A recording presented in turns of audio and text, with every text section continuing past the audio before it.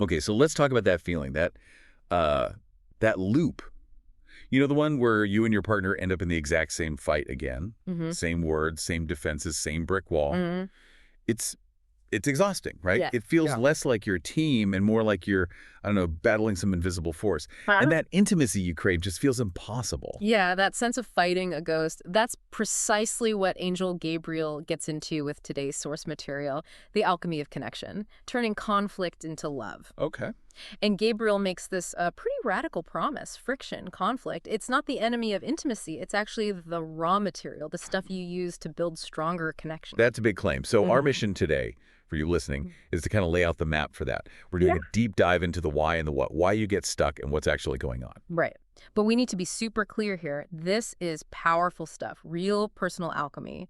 And the specific how-to steps, Hmm. the proprietary tools, the self-assessments, the reflection Those guides. are only in the book. Exactly. Those are exclusive to the guide itself. We're giving you the framework, the concepts that can honestly shift how you see your relationship. And the core idea, like right from the start. It's that the secret to changing things begins when you figure out the biggest mystery. That person you think you're fighting, your partner, they're not actually the adversary. Whoa, okay. That's a huge shift immediately because when you're in it, I mean, it really feels like the problem is them. They did this, they said that. Oh, absolutely. It feels completely external. But the book argues this enemy is veiled. It's actually much, much closer to home. Internal. It's intense, but yeah. The real battle, Gabriel argues, is internal. It's against these like sneaky patterns inside you. Often they come from the ego's old defense playbook, you know? Hmm.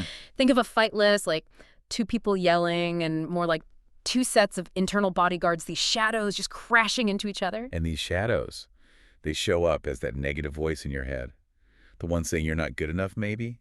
Yeah. Leading you to push away the very closeness you want. Exactly that. And sometimes the most powerful shadows are echoes.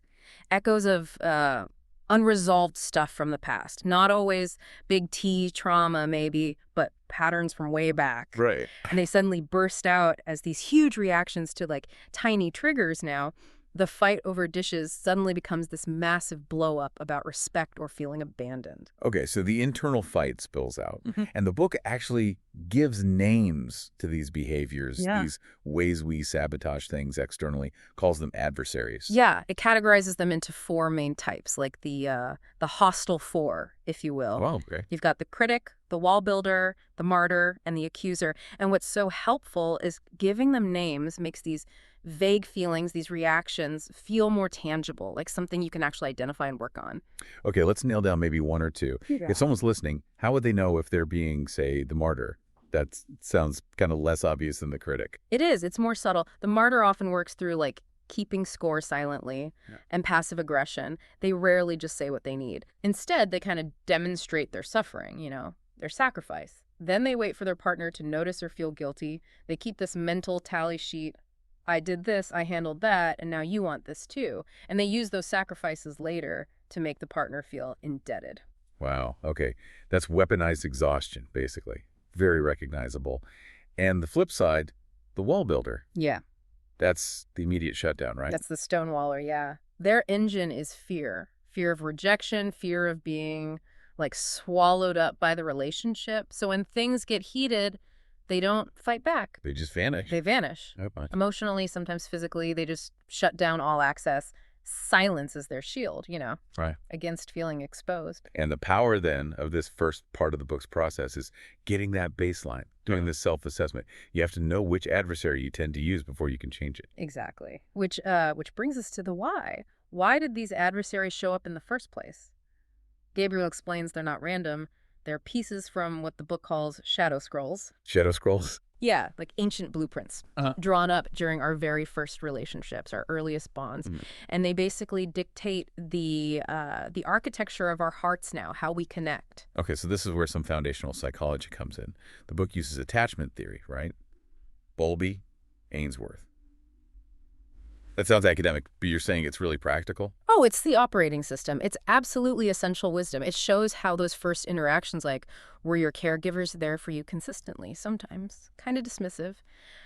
how that shapes how we act in relationships today, seeking closeness, avoiding it, maintaining it. Mm-hmm. And the book really stresses this isn't about blaming parents or yourself. It's about awareness. So you can consciously choose different responses now. Got it. And the book helps you figure out your blueprint. We know secure attachment is ideal, Mm. right? Comfortable with closeness and independence. But most people struggle with the other styles, the insecure ones. Right. So you have the anxious preoccupied style. These individuals often feel really high distress and conflict. They crave a lot of intimacy. They're terrified of abandonment, and they might escalate things emotionally, trying to get reassurance or attention. It can come across as needy, but underneath it's just this deep fear of being left. Okay.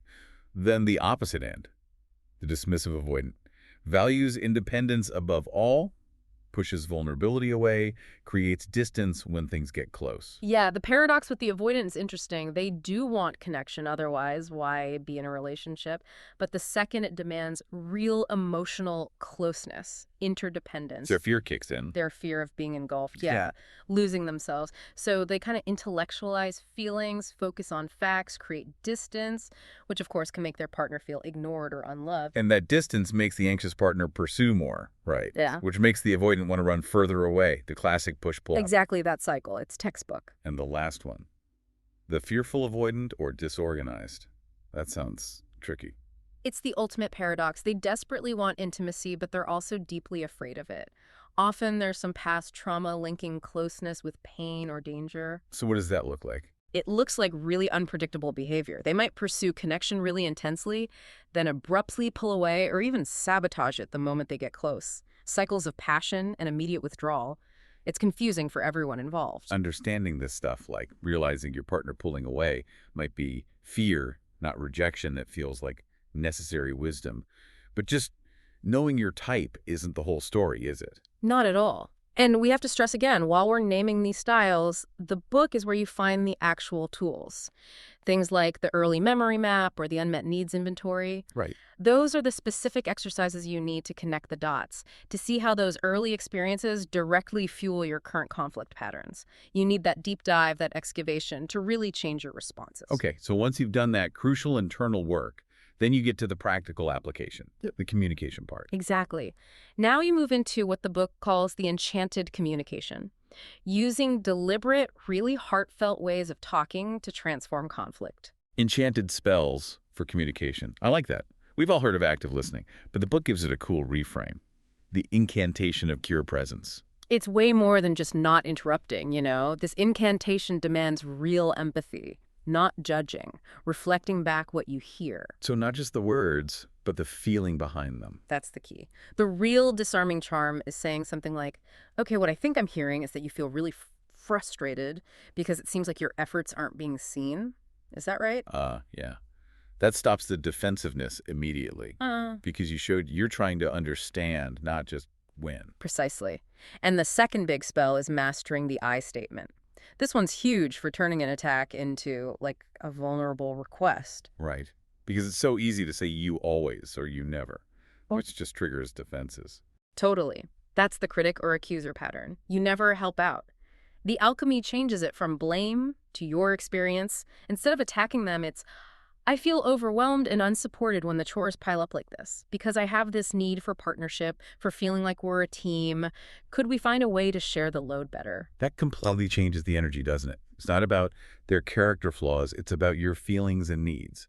The book also mentions nonviolent communication, NVC. Sounds kind of clinical. How does it make that usable when you're actually upset? It makes it usable by giving you a super simple 4-step structure, like a ritual for the conversation. It forces you, structurally, to move past blame. Okay, what are the steps? First, just the observation facts only, no judgment. Second, the feeling it brings up in you. Third, the need underneath that feeling. And fourth, a clear request. Observation, feeling, need, request. Yeah. It's elegant, really. And it's so necessary for, say, an anxious type to state their needs without exploding, or an avoidant type to articulate theirs without just shutting down. It gives them a safe container. But, and this seems crucial, the book says learning all these communication tricks is kind of useless if you haven't dealt with the internal stuff, right? You'll just snap back to your old pattern. That's the core message of the next part, yeah. Confronting the dragon within. You can have all the right words, but if you haven't addressed the root fear, The dragon wins. The dragon wins. And the dragon is that inner critic, those deep fears, the insecurities guarding your vulnerability.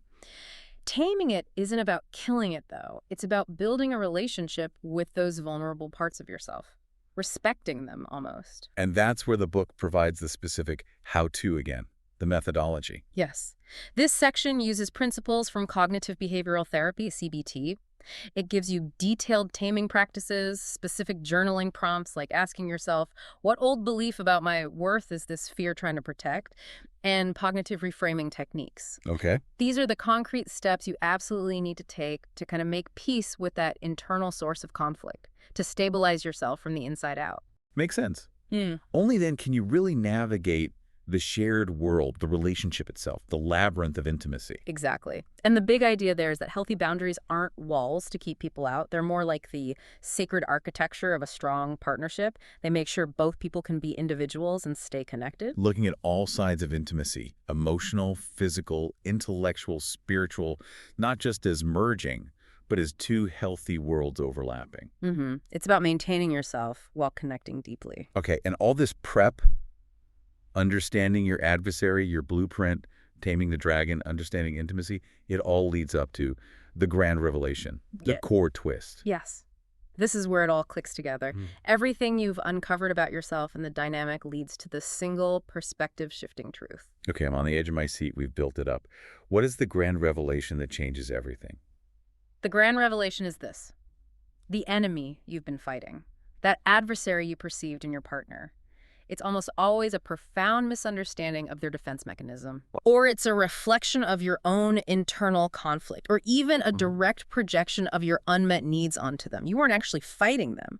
You were fighting the reaction you triggered in them. Okay, that is genuinely mind-blowing because it flips the whole script. Yeah. Right. It moves instantly from whose fault is this to what's my part in this dynamic? What do I need to change? It's about agency. Exactly. The power shifts entirely to you. The classic example the book uses is that couple fighting about money. She attacks him for spending, saying she needs security. He attacks her for being controlling, saying he needs independence. Right. The fight wasn't really about the dollars. It was her projecting her deep need for security onto his actions and him reacting defensively to protect his need for autonomy. Yeah. Once they saw those underlying needs They can stop attacking each other. and start collaborating against the real problem, which was fear. Fear of not having enough, fear of being controlled. They teamed up against the fear. That transformation, that breakthrough, it needs to stick though. So the final piece is making it last, turning the epiphany into habit. Yes. The final part gives you the blueprint for enduring connection. It's built on 4 core commitments you practice daily. Okay, what are they? Mindful presence, really being there in moments together. Gratitude practice, actively looking for the good even when it's tough. Radical forgiveness, letting go of resentment, like daily hygiene. And continuous growth, accepting that this is ongoing work. These aren't just nice ideas, they're the operational tools to make sure every conflict actually becomes a chance to get closer, stronger. So let's recap this whole journey the book promises. Yeah. You go from kind of blindly fighting this hidden enemy Right. to decoding your own emotional operating system, your blueprint. Then you learn these communication spells. Yeah. You make peace with your inner dragon. And finally, you hit that grand revelation that just changes your whole perspective on the relationship. That's the map. We've given you the big ideas, the transformative concepts, the why you're stuck, and the what you need to grasp. But honestly, this is deep personal work. And those full self-assessments, the detailed checklists for communication, the step-by-step implementation roadmaps, all the practical stuff you need to turn these insights into real, lasting love. That's only in the book. That's your operational guide. It's all in the Alchemy of Connection. Okay, so here's the final thought for you, listening right now. You're not just stuck in your love story, doomed to repeat the same patterns. You can be its alchemist. The magic to transform things is real. It's in your choice, your conscious choice to grow, to be vulnerable.